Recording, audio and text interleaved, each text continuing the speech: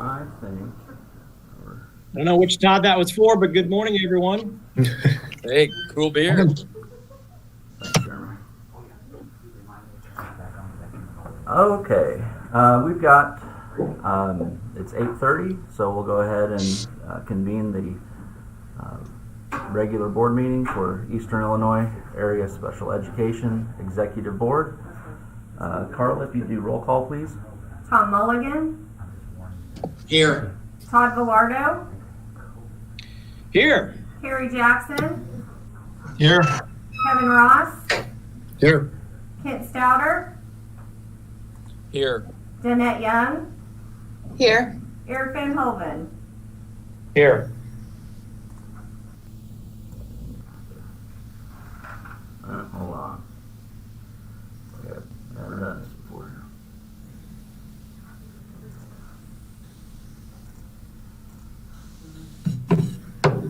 Okay. Hopefully you can see our agenda up on the screen here. The first agenda item is our consent agenda. It's got our executive board minutes and financial statements and resignations, which we didn't have any resignations this month, so hopefully everybody's had a chance to review the minutes. Are there any questions about the financial statement, or Rachel, any thing that you'd like to share on the financials? We had the auditors here last week from Weston Company to do our financial audit. Over the last couple weeks they've been here. Last week they finished up, so they're hoping to get some tentative information to us by the end of December, and we can look to see them probably in January for the board meeting is what our expectations are. So hopefully everybody heard that. We finished up with our audit this past week, and then Weston Company should be getting that to us by the end of the month, and then present the audit to the board next month. In terms of just the financials, our fund balances stayed relatively healthy throughout this first semester, and we will be working on at the end of December, and then the 1st of January really will be when after we close out December, we're working on the second quarter bills for EIASE and getting those out at some point, but we will give everybody a heads up of when that will be coming out. Any questions or discussion, or do I have a motion to approve the consent agenda as presented? Motion from Tom Mulligan. Second, Diedrich. Motion and a second. Any questions or discussion? Okay, Carla, do we do a roll call vote? Tom Mulligan, Yes. Todd Villardo, Yes. Harry Jackson, Yes. Kevin Ross, Yes. Kent Stouter, Yes. Danette Young, Yes. Eric Van Hoven. Yes. Thank you. Next agenda item is for employment. We have 2 teacher aides to present to you today. Ashley Bender, teacher aide at Kansas TLC, and Natalie Helmuth, teacher aide at Humboldt TLC. These are to fill vacant positions. We every month kind of go over our current list of vacant positions with our leadership team, and we still have a few outstanding positions that are still unfilled and that we're still looking for, but we are getting closer to becoming more fully staffed.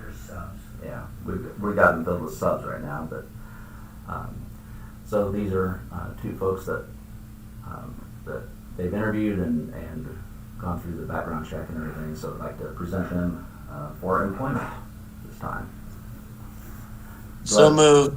And I motion Arcola. from Tom Mulligan. Do I have a second? Second, Marshall. Motion and a second. Any questions or discussion? Okay, roll call vote, Carla. Tom Mulligan, Yes. Todd Villardo, Yes. Harry Jackson, Yes. Kevin Ross, Yes. Kent Stouter, Yes. Danette Young, Yes. Eric Van Hoven, Yes. Okay, thank you. The next agenda item is our board policy updates. These are from Press Policy 105, which came out in August, and it included all the Title IX updates, and we were kind of waiting until we had the Title IX training with Brandon before we adopted these. We presented these last month for our first reading, and this would be the final presentation or the final adoption. These have been on display in our office since the last meeting. There's been some minor changes that we've made to those that we presented, like Susan Yeck, who retired several years ago, doesn't work here anymore, so she's no longer a non-discrimination coordinator for us. So that's Mr. Dowdy, and that's been updated. Do I have a motion to approve the board policy updates as presented? So moved, Marshall. Second, Diedrich. Okay, any questions or discussion? Okay, roll call vote, Carla? Tom Mulligan, Yep. Todd Velardo, Yeah. Kerry Jackson, Yep. Kevin Ross, C. Ed Stouter, Yes. Danette Young, Yes. Eric Van Helden. Yes. All right, thanks. The next agenda item is something that we'd like the board to consider. Some folks from U of I and other schools have approached Alex Poe, who's one of our associate directors, and she's a social worker, and I think also working on her LCSW. They were approaching us saying, hey, they're looking for different places to place social work interns, and wanted to know if EIASE would be interested in hosting social work interns, especially since we've done that in the past. And even we have done it in the past, but not in recent years. And so she's kind of worked with them to say, figure out what all is needed and what would that person have to do. Basically, while they would like us to be able to have some experience in our programs, whether it's Life Academy or TLC, they would at least have to have half of their experience in a regular ed setting. So, and U of I has 4 potential candidates that they would be that are interested in interning in this area. The U of I requires just that they would work 4 days a week, and then it's just a 4-day-a-week internship, but the 5th day a week can be negotiated. We were kind of like looking at asked Alex to look into what other internships pay in downstate area, and she said, like, kind of based on just districts that are in co-ops that have had interns in recent past, $15,000 was she thought was more of a competitive rate, especially if we're going to ask folks to work 5 days a week. So what we're asking for is like basically just the authorization for us to kind of pursue interns for next year. We would need partner districts that would be interested in splitting the cost with us and splitting that person's time. So we would be basically kind of sending out a notice to all of our member districts that would say, hey, here's what we're looking at. Who would be, if any districts are interested, first of all, they need to let us know, and then we would bring in candidates and interview them with the districts that are interested, and if we find people that we would like, then we would bring them back to the board for approval for hire for next year as an intern. So EIASE would be the hiring agency, and we would pay them the $15,000, but we would split that cost. We would invoice the partnering district for the other half of that. And then we would just have to work out the time with that partnering district as well. So we could either do a first semester, second semester split between one of our programs and that district, or we could do like a Monday, Tuesday at our program, Thursday, Friday at your program, with an altering Wednesday, every other Wednesday at, here or there. So this isn't asking for a solid commitment yet, but I guess we just didn't want to put a lot of work into pursuing this if the board was like, yeah, we're probably not going to approve this anyway. And so our thought was, let's just bring this concept to the board, and if the board is supportive of this concept, then we'll take that next step of seeing, do we have potential partner districts out there who would be interested in doing this, and then bringing in potential candidates and seeing if there's candidates that we'd be interested in. And then if all of those things come into play, then we'll bring those candidates back to the board. Alex I think when we talked with her, like how much time supervising an intern takes, and then with her other responsibilities, she's probably capped at being able to supervise about 4 candidates. However, if we had more candidates, we had more districts that were interested, and we had more candidates. Dave Logston, who's our principal up at Humboldt, is also a social worker and could theoretically supervise a couple of candidates as well. So we have the ability to maybe do more than 4, but if we just find 1 or 2, that's great. I mean, we're looking at trying to address shortages of these areas and hopefully bringing people who either already live in this area or would be interested in living in this area and working either for EIASE or for one of our member districts after they're done. Tony, it's Todd. Yeah. Good time for discussion. Yeah, absolutely. Is it 15,000 per intern? Yes. So aside from the dollar amount of roughly $20,000 for EIASE, talk to us about the budget impact for EIASE. So let's say we had 4 interns that we split with districts. That would be roughly 30. Our share of that would be roughly $30,000, and so that tuition or that cost would go into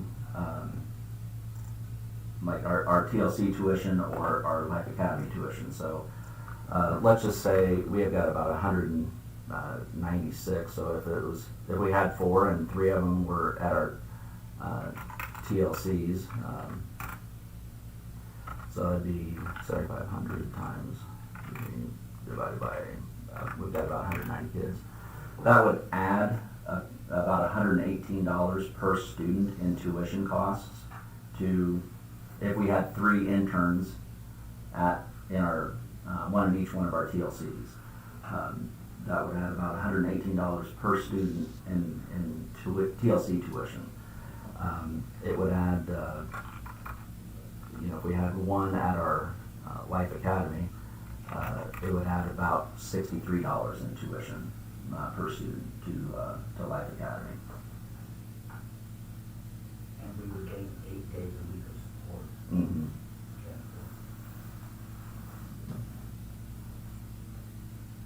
Does that answer your question, Todd? I think so. So in other words, the partner districts would pay their share for the services that they receive in their individual districts, but then the cost to EIASE would then be split up by way of charging through tuition. Correct. Thank you. Tony, I think we all know, I mean, man, it's getting tougher and tougher to find social workers. And I thought it used to be bad to find psychologists. Now social workers are getting about the same. I just think this is an innovative way to potentially bring more social workers into our area. I would be in support. Another $130 on, my tuition for kids in, those programs. They'd be getting more services. We all know in TLC, with all the continued restrictions with physical restraint and all those things, the more hands we can have at those places, the better. I think I'd be very much in support of this. Okay. Yeah, and we've got, we have, I think we're fully staffed in our counseling and our social work department right now in our TLCs, but we've got folks that are a few years away from retirement, some that are in the retirement tunnel already. So, our hope is to establish relationships with people who are, and ongoing. It would be great to kind of get a pipeline from U of I into this area again. One of the things that Alex talks about, she says that folks from not just U of I, but around the state, kind of in terms of like social work and those kinds of human health services, refer to our area as like the black hole of the state. And not that because people don't want to live here, there's just not an availability of resources. There's not an availability of trained personnel in this area. And so, when they are trying to find places for placement options for interns, there's not a lot of people to supervise, and so it just kind of helps perpetuate that problem. So it would be great if we could get something started and then just have an ongoing relationship with some of these universities to keep sending folks our way.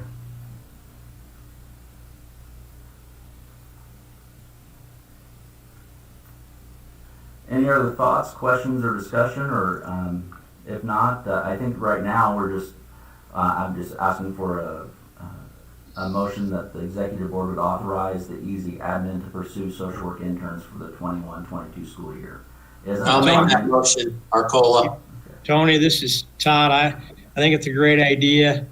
I would enthusiastically, for all those reasons mentioned, second Tom's motion. Thank you. Any questions or discussion? Okay, roll call vote, Carla. Tom Mulligan, Yes. Todd Velardo, Yes. Terry Jackson, Yes. Kevin Ross, Yes. Kent Stouter, Yes. Danette Young, Yes. Eric Van Hoven. Yes. All right. Thank you. And I think that, we've talked about, Alex and I have talked about, what happens if we have more interest from districts than we have availability with interns. And so we said, well, we'll do kind of one thing at a time and cross that bridge when we come to it. But, in terms of where an intern might want to also work, it might play into where they're currently living and how much travel time, and et cetera. So,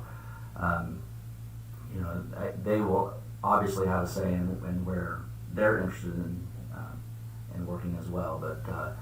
But we will get something out by the end of this week to all the superintendents that just says, hey, here's the opportunity, and then what the next steps are in terms of letting us know, are you interested in partnering, and how we'll set up and try to conduct interviews with everybody. So appreciate your support on that.